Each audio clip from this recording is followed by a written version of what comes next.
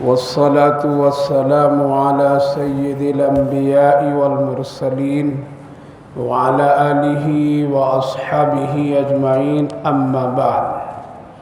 فأعوذ بالله من الشيطان الرجيم. بسم الله الرحمن الرحيم. والتين والزيتون وطور سينين وهذا البلد الأمين لقد خلقنا الإنسان في أحسن تقويم ثم رددناه أسفل سافلين إلا الذين آمنوا وعملوا الصالحات فلهم أجر غير ممنون فما يكذبك بعد بالدين أليس الله بأحكم الحاكمين. صدق اللہ العظیم. بزرگوں اور دوستو، اللہ رب العالمین کا شکر، اس کا احسان ہے کہ آج ہم سب کو نماز تراویح جماعت کے ساتھ پڑھنے کی توفیق مرحمت فرمائی. اللہ تعالیٰ قبول فرمائے. پورے رمضان کی ہر ایک نیکیوں کو اپنی رحمتوں سے، اپنے فضل سے، اپنے کرم سے قبول فرمائے. اس وقت میں نے آپ حضرات کے سامنے ایک بڑی مشہور و معروف سورت پڑھا. سورۃ تین کے نام سے بہت مشہور سورت ہے. پورے سال جو حضرات پابندی کے ساتھ نماز پڑھتے ہیں تو ائمہ حضرات اس کی خوب تلاوت کرتے ہیں، اور اس کے اندر میں تلاوت کا لطف بھی ایک عجیب و غریب اللہ نے رکھا ہے. اس لیے خود نبی کریم علیہ السلام کی تلاوت سے ثابت ہے، آپ بھی بہت اس کی تلاوت فرماتے تھے. ہمارے بعض اکابرین تو اس کے بالکل اپنی نمازوں میں ایک حصہ بنائے ہوئے تھے. چاہیے کہ سورۃ پاک کو یاد کریں، تلاوت کریں، اور ساتھ ساتھ جب امام صاحب اس کی تلاوت کریں تو اس کو خوب دھیان سے سنیں بھی. بہت ہی برکت، رحمت، فضیلت والی صورت بھی ہے. اس سورۃ پاک میں اللہ نے انسانوں کی پوری حقیقت کو ذکر فرمایا ہے، اور دنیا میں جو بڑی قیمتی چیزیں ہم اور آپ سمجھتے ہیں اس کے بارے میں بتایا ہے کہ اس کی حقیقت کیا ہے، تیری حقیقت کیا ہے، اور ہونا کیا ہے. یہ تین باتیں. والتین والزیتون، یہ درخت، یہ پھل کا ایک نام ہے. والتین انجیر، بڑی برکت والا درخت اور پھل. زیتون، برکت والا اور شفا والا، صحت والا پھل. یہ سب جنتی اور جنت کے پھل اور درخت کہلاتے ہیں. اللہ تعالیٰ نے آج بھی ان کے پھل اور ان کی درخت دنیا میں باقی رکھا ہے. ہم لوگ اصل میں اللہ بلا کی چیزوں کے عادی ہو گئے ہیں، اس لیے اس کے بارے میں اتنی اہمیت نہیں ہوتی ہے. اس میں بہت ساری بیماریوں کے بارے میں شفا اور صحت ہے. اپنے لیے بھی خود کھایا کیجئے، بچوں کو کھلا کیجئے. یہ اللہ بلا کیڑے مکوڑے، ٹافی اور کیا کیا کا نام ہے، سڑے پڑے کہاں کی چیزیں بچوں کو دیتے رہتے ہیں، کھلاتے رہتے ہیں، جس سے بیماریاں پیدا ہوتی ہیں. اللہ تعالیٰ نے جس کا نام اور قسم کھایا ہو، یہ پھل بڑی برکت والا ہے.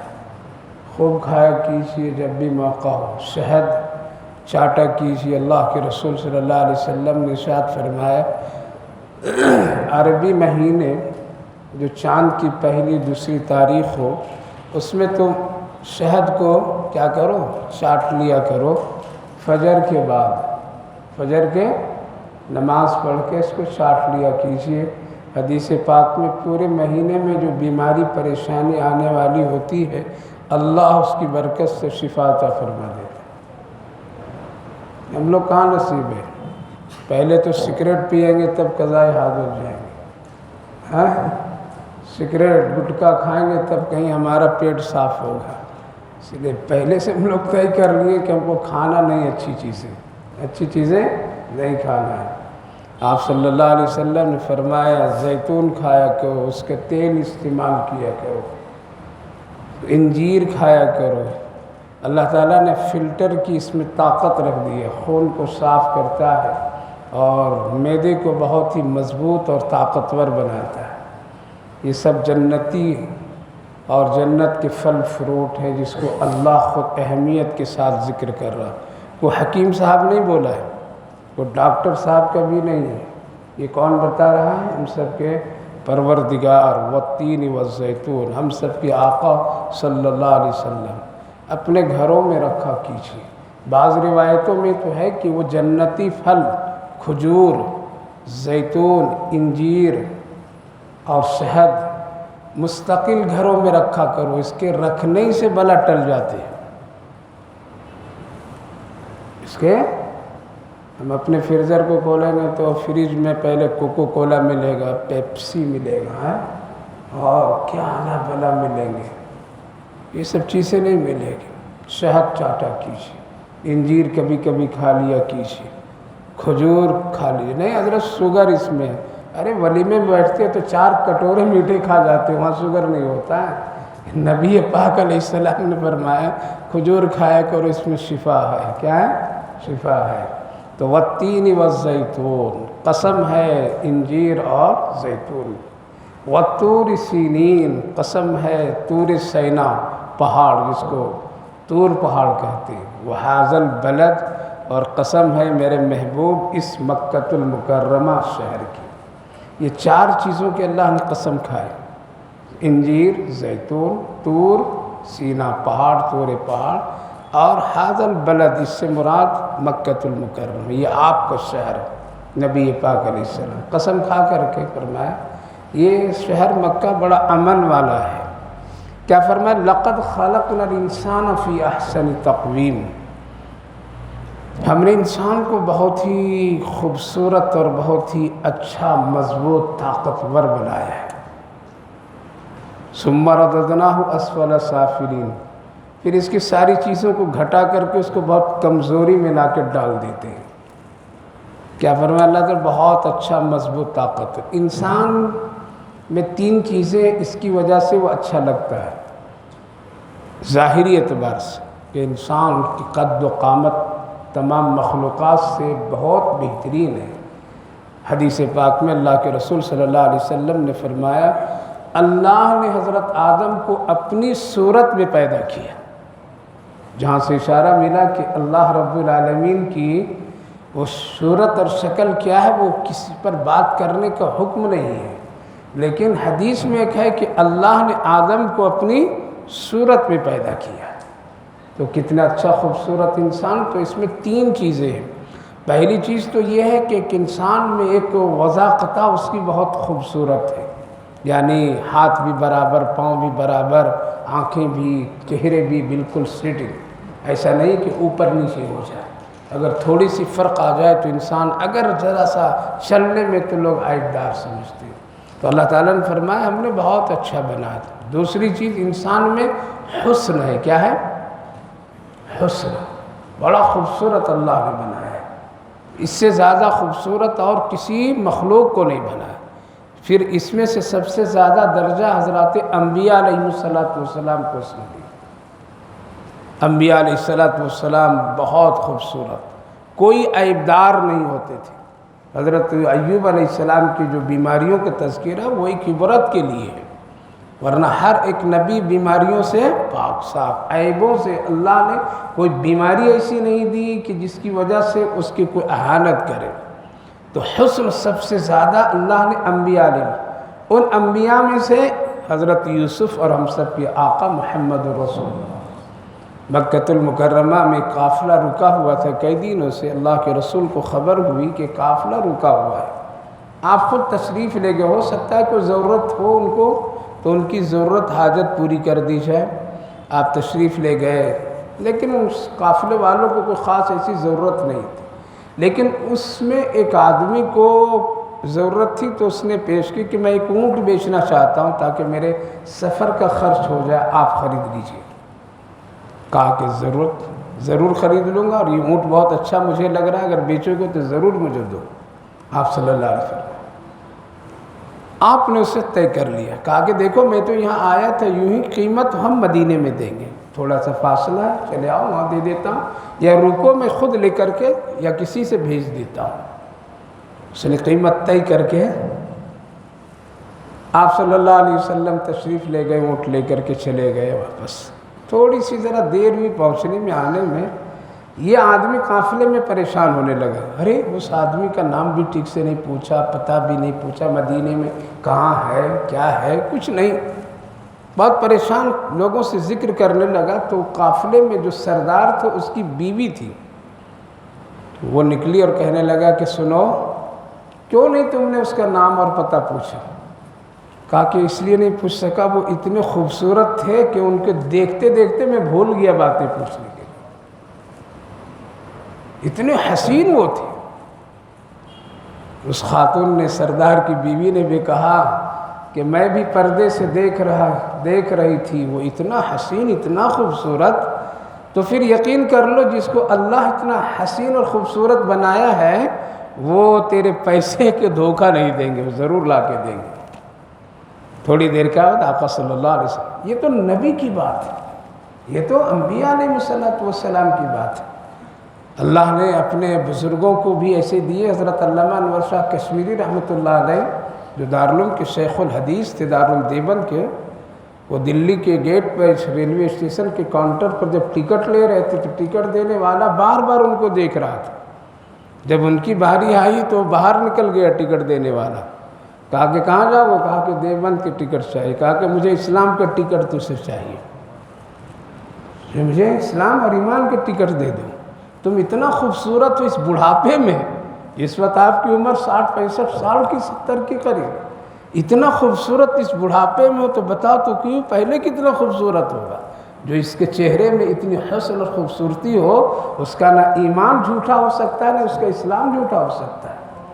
لقد خلقنا الانسان فی احسن تقویم. تو انسان کو اللہ نے جو خوبصورتی دی ہے وہ پہلے ایک حسن سے اور ایک اس کی وضاقتہ برابر بنایا. ایسا نہیں کہ ایک ہاتھ ایسا ایک ہاتھ ایسا نہیں بنایا. تیسری جو چیز ہے انسان میں وہ ہے طاقت. اس کی کیا ہے؟ طاقت ہے، تبھی بھاگتا ہے، سارا کام کرتا ہے، ساری چیزیں وہ اپنے زندگی کی ضروریات کو پوری کرتا ہے. اور یہ طاقت تو یہ اللہ کی دی ہوئی نعمت ہے. لیکن اللہ رب العالمین نے فرمایا کہ یہ تینوں چیزیں ہم تمہارے ختم کر دیتے ہیں. کیا کرتے ہیں؟ ختم کر دیتے ہیں، رہنے نہیں دیتا ہوں. ثم رددناہ اسفل سافلین. پھر تم کو اسی طرح لوٹا دیتے ہیں. اب ایک آدمی بوڑھا ہوا حسن چلا گیا، بوڑھا ہوا اس کی طاقت چلی گئی، بوڑھا ہوا اس کا چلنا پھرنا اٹھنا بیٹھنا ٹیڑھا میڑھا ہونے لگا. کیا ہوا؟ جو آدمی پہلے اتنا مضبوط تھا اب کیا ہے؟ اٹھ نہیں پا رہا ہے. اٹھتا ہے تو اس کی شکلیں بدل جاتی. اب وہ مکمل کھا پی نہیں پاتا ہے، ایک لقمہ بھی ہضم کرنے کے لیے سوچتا ہے. اس کے چہرے میں حسن چلے گئے، خوبصورتی اس کی ساری چلی. گویا کہ یہ تینوں چیزیں اللہ ہٹا دیتا ہے، جس کو سورہ یاسین میں فرمایا وَمَن نُعَمِّرْهُ نُنَكِّسُ فِي الْخَلْقِ أَفَلَا يَعْقِلُونَ.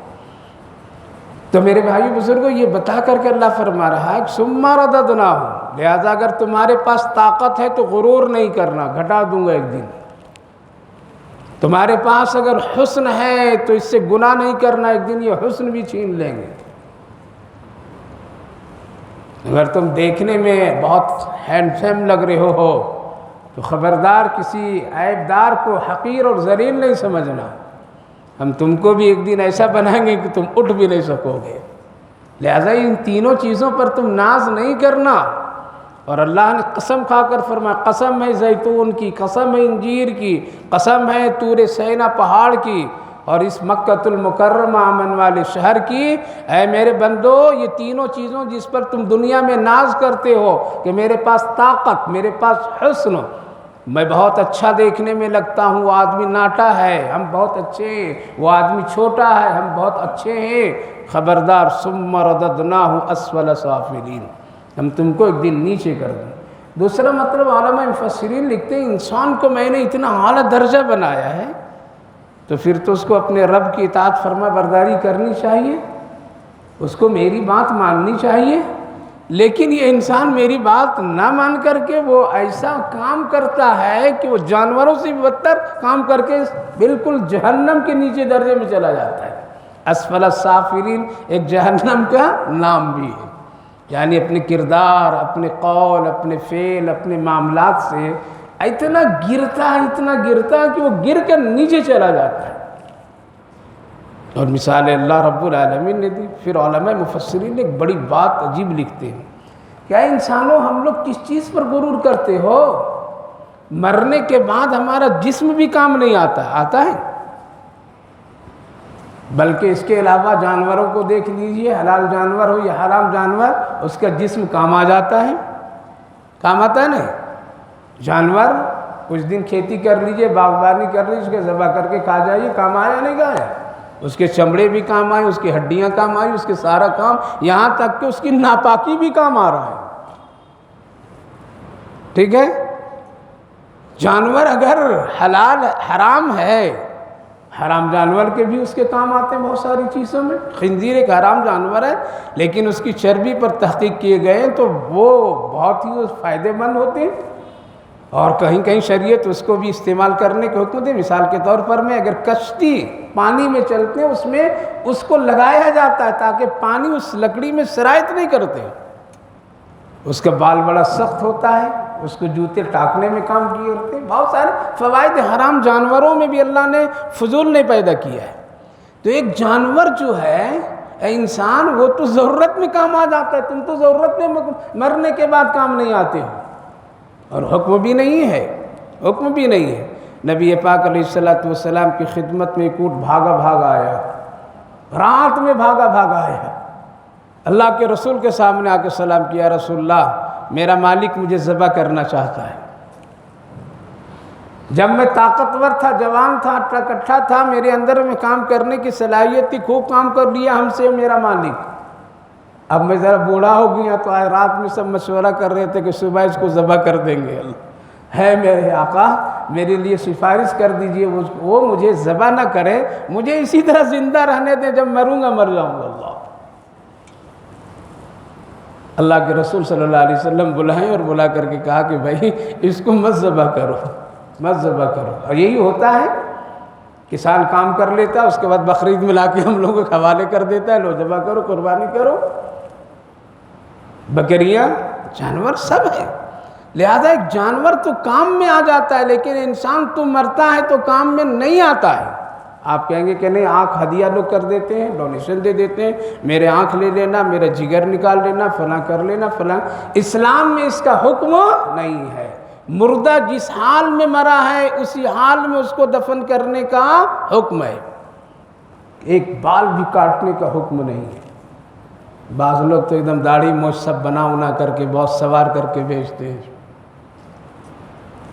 حکم نہیں ہے۔ جس حال میں بھی مرا ہے اسی حال میں اس کو دفن کر دو، قصہ ختم دنیا کا۔ اب یہ نہیں کہ حجام صاحب کو بلا کر کے اس کے موچھ بھی بنا دو، اس کی سیونگ بھی کر دو، اس کو پاؤڈر بھی لگا دو اور اس کو سب کچھ کرا کر کے بھیجو، کچھ نہیں۔ ایک جسم کا ایک حصہ بھی کاٹنے کا حدیث میں حکم نہیں ہے۔ اگر سنیں گے تو ایک بڑی قیمتی بات سنا دوں، سنیں گے؟ حکم ہے کہ کسی مردے کے جسم کو کاٹنا نہیں، حدیث میں۔ ایک واقعہ ایسا پیش آیا کہ حضرت امام شافعی علیہ الرحمہ کی بہن کا انتقال ہو گیا اور ان کے پیٹ میں بچہ، اور وہ بچہ زندہ۔ آپ کہیں گے ماں مر جاتی تو بچے بھی مر جاتے ہیں، ارے اللہ زندہ رکھے تو کیا ہو سکتا ہے؟ ماں مر گئی، پیٹ میں بچہ زندہ ہے اور وہ حرکت بھی کر رہا ہے۔ حضرت امام شافعی علیہ الرحمہ سے پوچھا گیا کیا کروں، کیا کیا جائے؟ کہا کہ حدیث تو یہ کہہ رہی کہ مردہ جس حال میں مرا اسی حال میں اس کو دفن کر دیا جائے، اس کو کاٹ چھاٹ کرنے کی ضرورت نہیں ہے۔ اب اگر ہم اس مردہ بہن کو اگر بچہ نکالنا ہے تو ظاہر ہے اس کو پیٹ کے چاک کرنا پڑے گا، اور یہ حدیث کے خلاف ہے، اس لیے ایسا کرو کسی طرح دفن کر دو۔ لیکن لوگوں کو اطمینان نہیں، ارے بچہ زندہ ہے، بچہ زندہ ہے، اور اس زندے میں پھر کیسے کہ دفن کر دیا جائے؟ اللہ بڑا مسئلہ۔ اور لوگوں سے، اور وہ بھی حضرت امام شافعی مسلک کیا فقیہ ہیں، اور ان کی خاص بہن ہے، ڈٹ گئے کہ نہیں ہونے دیں گے۔ دوسروں نے کہا حضرت امام شافعی رحمہ اللہ کے یہ فتویٰ لیکن کچھ لوگوں نے کہا کہ ایسے موقع پر دوسرے ائمہ کا بھی فتویٰ دیکھا جائے، وہ کیا کہتے ہیں، ان کی کتابوں میں دیکھا جائے، ان کے علماء سے پوچھا جائے۔ تو سب سے بڑے حضرت امام شافعی سے بڑے حضرت امام ابو حنیفہ علیہ رحمہ۔ جس دن حضرت امام ابو حنیفہ علیہ رحمہ کی وفات ہوئی، اسی دن حضرت امام شافعی علیہ رحمہ کی پیدائش ہوئی۔ اللہ نے بھی عجیب و غریب نقشہ بدلا۔ دیکھا جائے حضرت امام ابو حنیفہ اس مسئلے میں کیا کہتے ہیں، تو حضرت امام ابو حنیفہ علیہ الرحمہ کا مسلک اور ان کا فتویٰ اس سلسلے میں ہونے سے پہلے حضرت امام ابو حنیفہ علیہ الرحمہ نے امت کے بہت سارے مسائل حل کر کے چلے گئے۔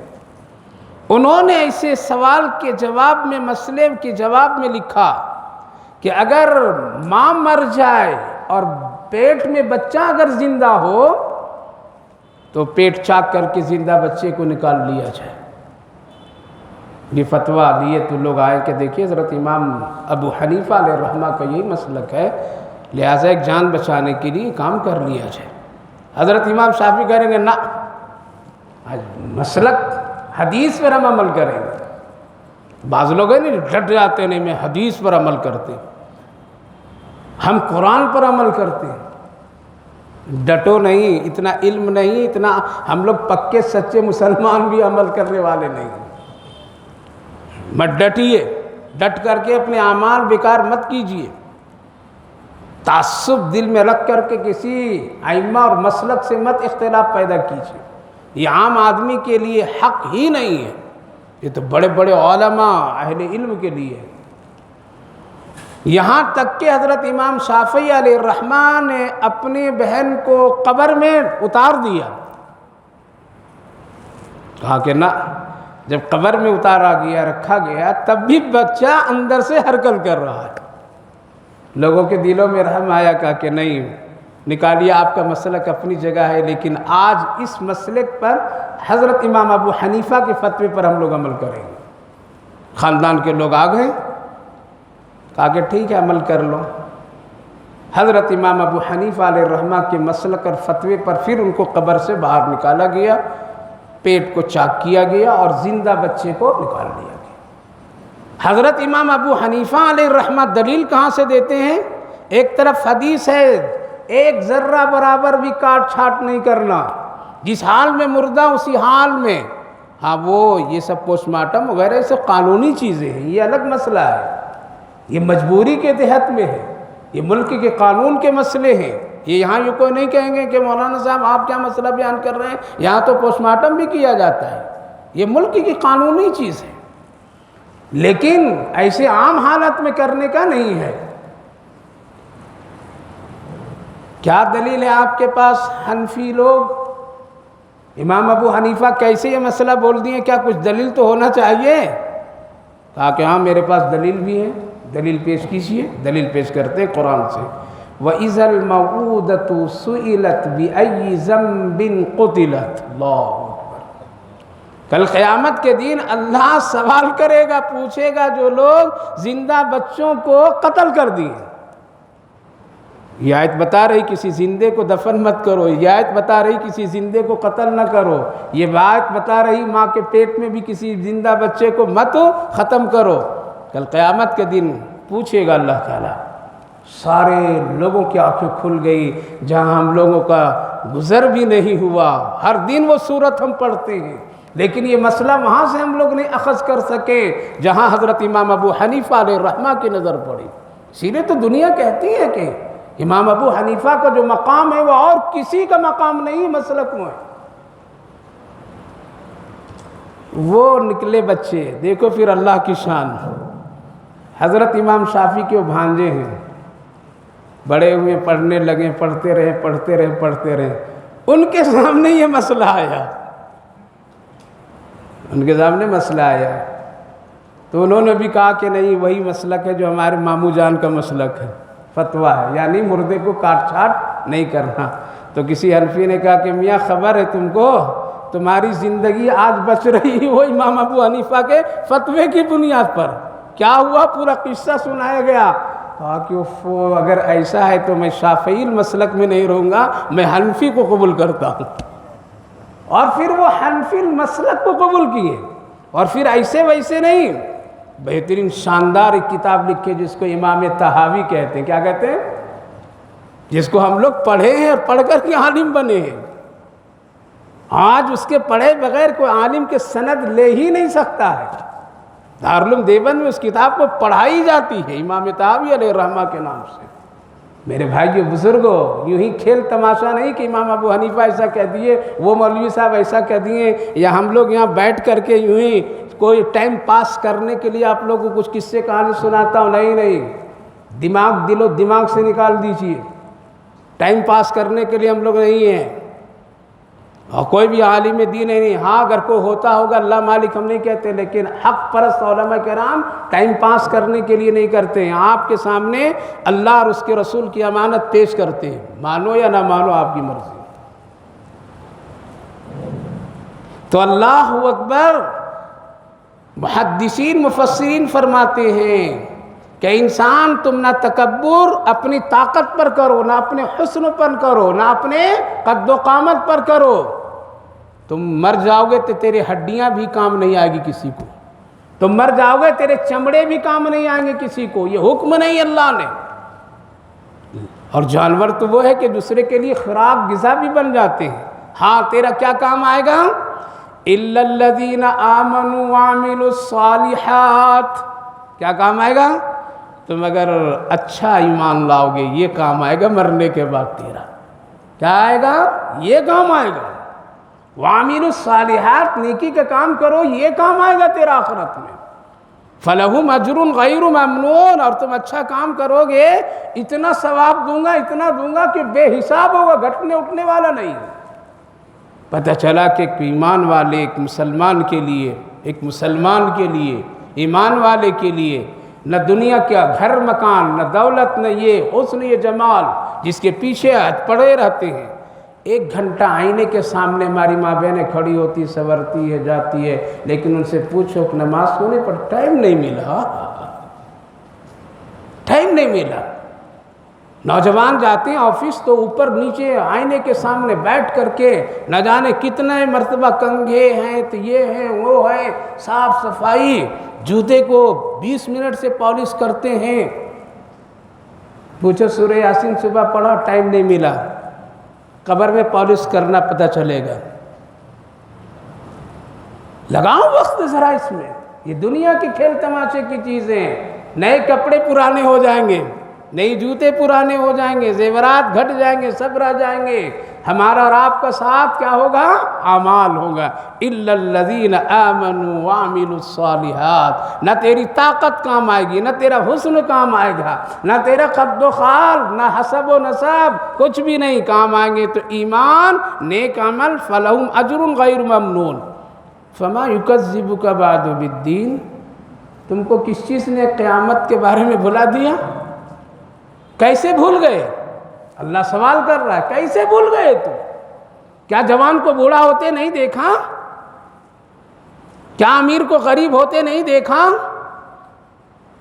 کیا پڑھے لکھے لوگوں کو نوکریاں کے لیے اور روزی کے لیے بھیک مانگتے نہیں دیکھا؟ کیا جنازہ اٹھتے ہوئے تم نے نہیں دیکھا؟ کیا کفن اور دفن نہیں دیکھا؟ کیا قبرستان سے تیرا کبھی گزر نہیں ہوا؟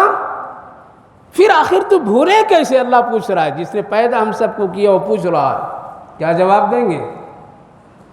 ہاں غفلت میں بھول گئے ہیں، مال کی کثرت نے مجھے بھلا دیا، میری جھوٹی شہرت عزت نے مجھے بھلا دیا۔ فما یکذبک بعد بالدین، کیسے بھول گئے؟ اگر بھول گئے ہو تو الیس اللہ باحکم الحاکمین، اللہ سے بڑا اور کوئی فیصلہ کرنے والا نہیں ہے، اللہ کر دے گا پھر فیصلہ۔ یہ ہے ایک خلاصہ، اور میں بہت ہی، یہ مضمون تو بہت پھیلا ہوا ہے، بہت پھیلا ہوا ہے۔ میری تفسیر 30واں جز مکمل عما یتساءلون سے لے کر کے والناس تک کے میں نے تفسیر کی ہے، بہت ہی اہتمام کے ساتھ۔ اگر کوئی بھائی بزرگ ماں بہنیں اگر پڑھنا سننا چاہے تو ہمارے یوٹیوب چینل جو ہے تفسیر قرآن کا، اس میں سرچ کیجیے انشاءاللہ پورے، اور اپنے گھر میں سناؤ، روزانہ تھوڑے تھوڑے کر کے سنیے، بالترتیب سبق کی طرح میں نے بیان کیا الحمدللہ۔ اور اما یتساءلون سے لے کر کے پورے والناس تک کی، اس کی بھی تفسیر وہاں ہوگی، جو میں نے 3 مجلسوں میں اس کی تفسیر پوری کی ہے، اور ہر سورت کی ہے الحمدللہ۔ اس لیے خاص کر کیا ہوں تاکہ 30واں جز ہم لوگوں کی زندگی کے لیے بہت آسان ہے، نمازوں میں پڑھتے ہیں، اس لیے اپنے گھر میں سبقاً روز تھوڑا تھوڑا لگا کے سنو۔ ہم یہ نہیں کہہ رہے کہ سن کر کے ہماری تعریف کیجئے، نہ، بلکہ عمل کیجئے آپ اسی مقصد سے۔ ہم یہ بھی نہیں کہتے کہ وہ لوگ کہتے ہیں کیا کرنا، سبسکرائب کیا کہتے ہیں، ہاں وہ کر دو تو ہم کو یہ ملے، وہ بھی نہیں کہتا بھیا، آپ صرف وہ سنیے اور عمل کیجئے۔ اس کے چکر میں بھی ہم دعوت نہیں دے رہے کہ شاید سنیں گے تو یہ کریں گے تو ہم کو یوٹیوب والے لوگ کچھ دے دیں گے، لا حول ولا قوت الا باللہ، ہم اس کی امید بھی نہیں رکھتے۔ ہم یہ چاہتے ہیں کہ ہمارے بزرگ، جوان، ماں بہنیں، بچے بچیاں قرآن سے اس کا تعلق ہو جائے۔ تو یہ صورت وہاں پہ بہت ہی منظم اور بہت ہی اہتمام کے ساتھ بیان کیا ہوں، اس لیے ہمارے یوٹیوب چینل جو ہے تفسیر قرآن کے نام سے اور میرے نام سے ریسرچ کریں گے تو انشاءاللہ بنگلور لکھیں گے تو آ جائے گا وہ، تو اپنے گھر میں 30واں جز کا سبق شروع کیجیے، انشاءاللہ کریں گے انشاءاللہ۔ ماں بہنوں کے پابندی سے اگر وہ سنیں، جس طرح سے لوگ اپنے واقعات میں سہولت ہو، انشاءاللہ بہت فائدہ ہوگا، بہت ساری باتیں ملے گی اور قرآن سے تعلق ہو۔ اللہ آپ کو بھی ہم کو بھی اسی طرح سے قرآن سے جڑنے کی توفیق عطا فرمائے۔ اور ایک بات پھر اعلان کر دیتا ہوں، ہر پیر کو، کیا پیر معلوم، اسی کو جس کو سنڈے سے منڈے کہتے ہیں وہی، ہر پیر بعد نماز مغرب تفسیر قرآن کی یہاں مجلس ہوتی ہے۔ حسب سہولت خود آئیے اور دوسروں کو بھی لے کر کے آئیے۔ اللہ تعالیٰ آپ کو آنے میں بھی اور لانے میں بھی ثواب